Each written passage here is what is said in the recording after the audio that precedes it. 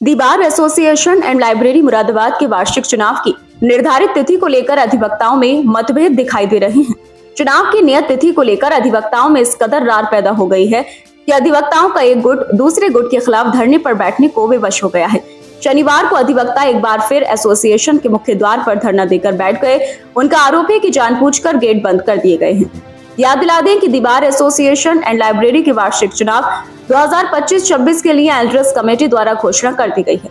Committee द्वारा चुनाव के लिए जारी अधिसूचना के मुताबिक नामांकन 14 एवं 15 जुलाई को होने हैं। ऐसे में शनिवार को जब अधिवक्ता चुनाव संबंधी कार्यों के लिए बार कार्यालय आए तो यहाँ बार को आने वाले सभी गेट बंद पड़े मिले, जिस पर अधिवक्ता आक्रोशित हो गए और वहीं धरने पर बैठ गए। आक्रोशित अधिवक्ताओं का आरोप है कि बार एसोसिएशन के मौजूदा अध्यक्ष व सचिव चुनाव को आगे बढ़ाना चाहते हैं, जबकि उनकी मांग है कि चुनाव नियत तिथि पर ही कराए जाएं। याद दिलाते हैं कि एल्ड्रस कमेटी द्वारा जब चुनाव की घोषणा की गई थी तब मौजूदा अध्यक्ष व सचिव द्वारा मतदाता सूची तैयार न होने का हवाला देते हुए चुनाव को आगे बढ़ाने का अनुरोध किया गया था। इस संबंध में bar council of Uttar Pradesh के चेयरमैन द्वारा चुनाव को 3 हफ्ते आगे बढ़ाए जाने की बात कही गई, लेकिन एल्ड्रस कमेटी ने जवाब दिया कि चुनाव की पूरी तैयारी है और नियत तिथि पर ही चुनाव करा दिए जाएंगे। इस तरह चुनाव को लेकर अभी भी असमंजस की स्थिति बनी हुई है। एल्ड्रस कमेटी की घोषणा के मुताबिक 14 जुलाई सोमवार को नामांकन प्रक्रिया शुरू हो जाएगी और 22 जुलाई को वोट डाले जाएंगे एवं 23 जुलाई को वोटों की गिनती होगी।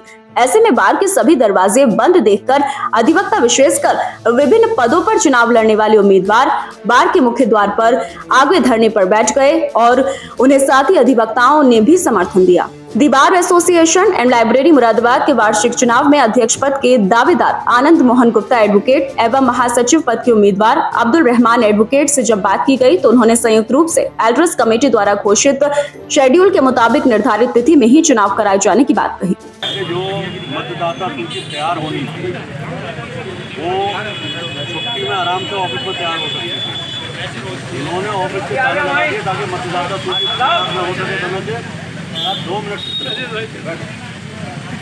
मतदाता सूची समय से तैयार ना हो, इसलिए इन्होंने सब ताले लगा दिए और गेट पे सब तरफ गेट बंद है अंदर और अंदर लेबर काम कर रहे हैं। तो ये इनकी बदनीयती का प्रमाण है कि ये चुनाव को ये इनके प्रकार टालना चाहते हैं, जिसका हम विरोध करेंगे और हर सीमा तक करेंगे। चुनाव निर्धारित तिथि को ही होना। एल्ड्रस कमेटी द्वारा क्या घोषणा की गई? एल्डर कमेटी ने कहा कि निर्धारित समय पर चुनाव होगा, 22 तारीख को चुनाव होगा, 14-15 में। अब bar council of Uttar Pradesh की तरफ से क्या कहा?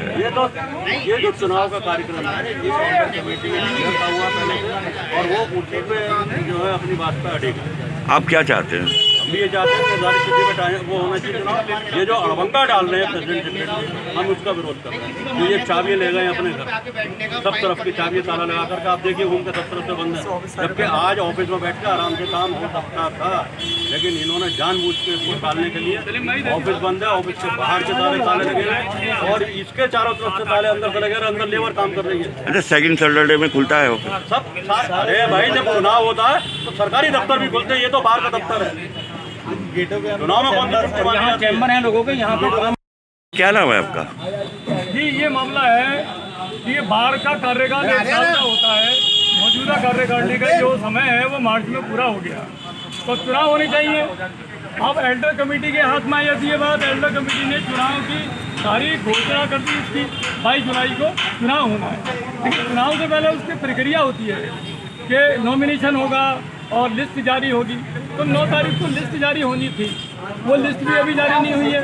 तो लेकिन चूँकि आज लिस्ट का काम पूरा हो जाता तो ये जो मौजूदा कार्यकारिणी है, अध्यक्ष सेक्रेटरी हैं, ये नहीं चाहते कि चुनाव हो, वक्त पे चुनाव हो।